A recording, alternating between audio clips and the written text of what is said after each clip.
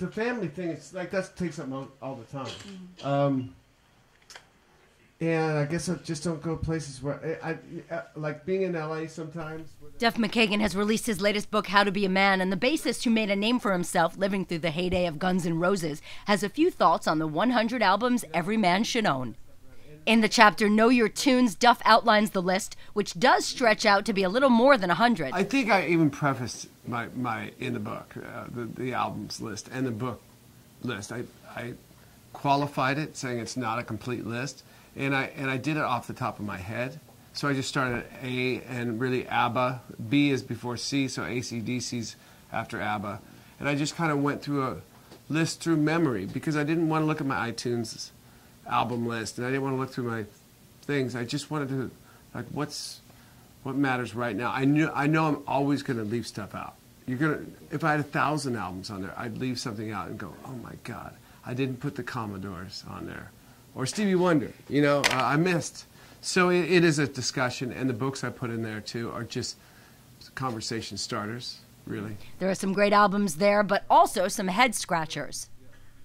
He starts off with a dubious choice, ABBA, Gold. I don't know how you could have a bone to pick with ABBA. I just don't, I wouldn't understand if somebody, like, what, it's too light? Is that the argument? Mm-hmm. That's the argument, it's too light. Great songwriting, amazing vocal harmonies, stands the test of time. I think, I mean, I like a lot of maybe perhaps light stuff, but it's got to be, I think it just still is so true and so good, and those guys were offered a bunch of dough a few years ago to do, you know, a tour, and they didn't do it. I'm like, oh, who are these mysterious ABBA people living in Sweden, you know? I just think they're killer.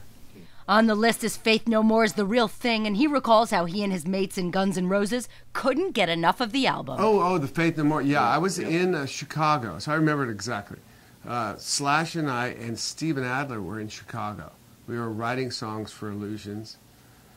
Izzy hadn't showed up yet. Axl, I think, was just like a week out of coming. We were getting set up and just kind of woodshedding, and we got a cassette of this record that wasn't released yet. And we got that record and Lenny Kravitz's first record.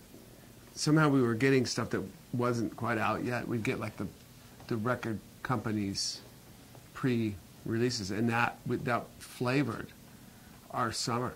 That was like the soundtrack of our summer. There was also Rated R from Queens of the Stone Age, which Duff ironically said was a favorite of his children's and became one of their family's favorite albums. Rated R, just for me, that record saved rock and roll.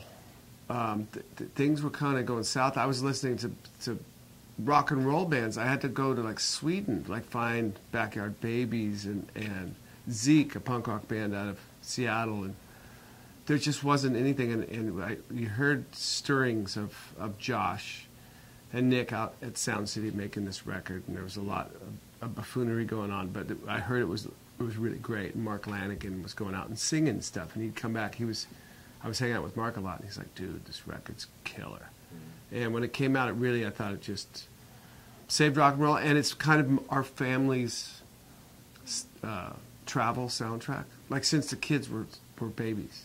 And they always, every summer, they're like, Dad, put on that CD, put on our CD. So it's cool.